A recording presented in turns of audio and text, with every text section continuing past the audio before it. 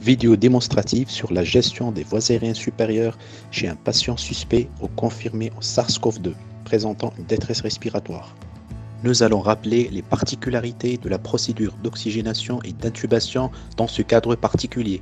Il est important de rappeler que ce type de patient est supposé hospitalisé dans une salle individuelle d'isolement avec des précautions standards et supplémentaires de type air et contact. À défaut d'une chambre à pression négative, on recommande une ventilation normale. La porte de la chambre doit être maintenue fermée et surtout ne pas utiliser la climatisation. Deux objectifs majeurs doivent être visés durant la prise en charge. D'abord la protection maximale du personnel soignant et une prise en charge optimale pour le patient. Le personnel soignant doit absolument respecter la tenue vestimentaire recommandée dans ce cas, c'est-à-dire porter une combinaison avec un masque FFP2, des gants, des lunettes, des bottes de protection des pieds à usage unique et des surchaussures. Avant de rentrer dans la chambre, il faut préparer tout le matériel nécessaire, notamment toute la logistique de la ventilation, à savoir le matériel d'intubation, un masque facial transparent, des sondes d'intubation, des guides d'intubation, notamment un guide de Leishman, des sondes d'aspiration, avec les raccords et le système de fixation de la sonde d'intubation. Sans oublier les médicaments d'anesthésie et de réanimation et les dispositifs de perfusion. Ne pas oublier de mettre deux filtres antibactériens hydrophobes, échangeurs d'humidité et de chaleur à usage unique, sur le circuit du patient. Le premier à mettre entre la sonde d'intubation et la pièce en Y du circuit.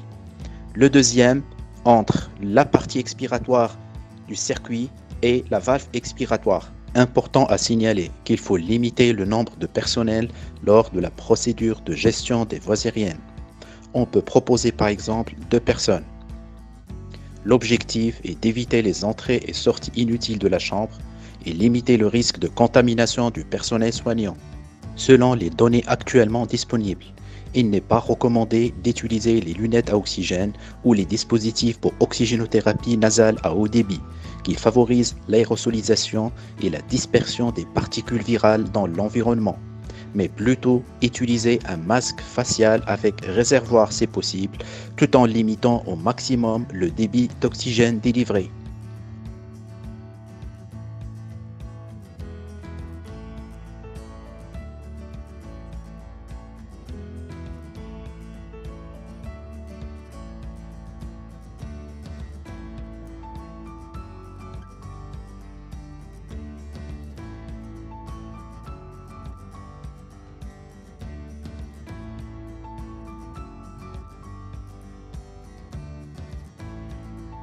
Si le patient est hypoxémique et s'il a besoin d'une assistance au masque, le temps de l'intuber après une séquence d'induction rapide, il est recommandé d'éviter la ventilation au ballon, mais plutôt utiliser un masque de ventilation de façon sécurisée selon l'enchaînement suivant.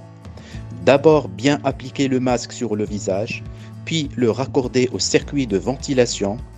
Ensuite, demander à la deuxième personne de démarrer la ventilation avec des niveaux bas de pression pour limiter les fuites. On peut proposer par exemple une PEP de 0 à 5 et une aide inspiratoire de 8 à 10 cm d'H2O.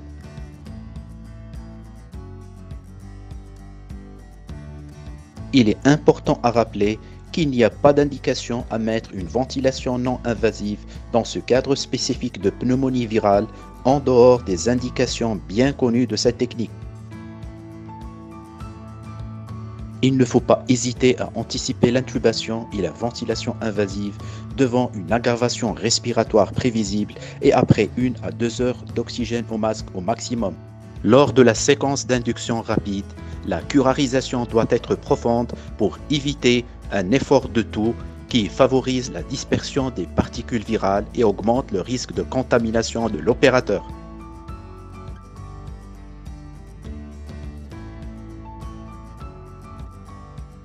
Pour enlever le masque de ventilation, il faut d'abord arrêter la ventilation et attendre l'annulation des débits sur la courbe du respirateur, puis dégager le masque du visage. Il est recommandé que l'accès à la tête pour intubation soit réalisé par un opérateur expérimenté. Pour la procédure d'intubation, il est recommandé d'utiliser un vidéolaryngoscope. À défaut, on peut utiliser un laryngoscope à usage unique. Sinon, un laryngoscope standard avec une lame métallique. Dans ce dernier cas, il faut prévoir une désinfection du laryngoscope selon la procédure de désinfection recommandée.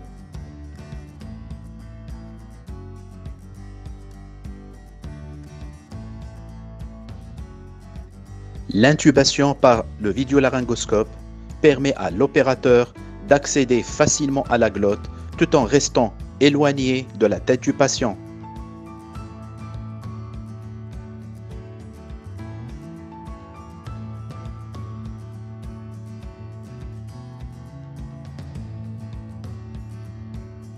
Une fois le patient intubé, il faut d'abord gonfler le ballonnet, brancher la sonde d'intubation avec le circuit de la ventilation, puis démarrer la ventilation.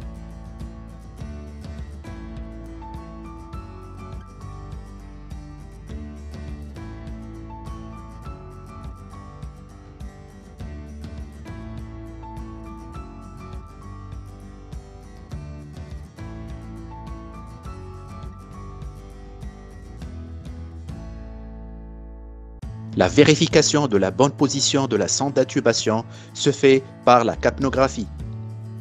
À défaut de la capnographie, on se base sur le degré de soulèvement des deux émichants thoraciques et sur l'aspect des courbes au niveau du respirateur.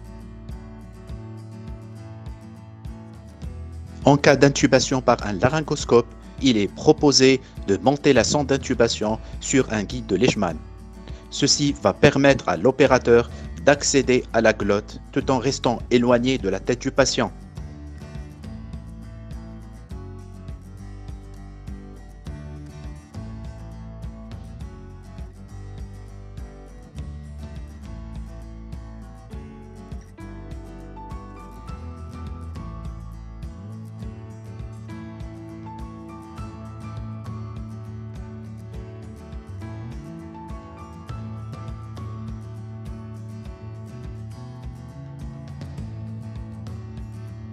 Pour la procédure d'aspiration trachéale et de prélèvement bronchique, idéalement, il faut utiliser un système d'aspiration clos. À défaut, on peut utiliser un système d'aspiration standard. Avant de débrancher le patient pour aspiration trachéale, il faut bien oxygéner le patient par une FiO2 à 100% pendant 1 à 2 minutes. Élément important à rappeler, avant d'aspirer le patient, il faut d'abord arrêter la ventilation jusqu'à l'annulation des débits sur le respirateur, puis débrancher le patient. Ensuite, introduire la sonde d'aspiration jusqu'au bout distal de la sonde d'intubation tout en gardant clampé le tuyau d'aspiration. L'aspiration se fait en sortant de la sonde d'intubation. Une fois l'aspiration trachéale terminée, il faut d'abord brancher le circuit de la ventilation sur la sonde d'intubation, puis démarrer la ventilation.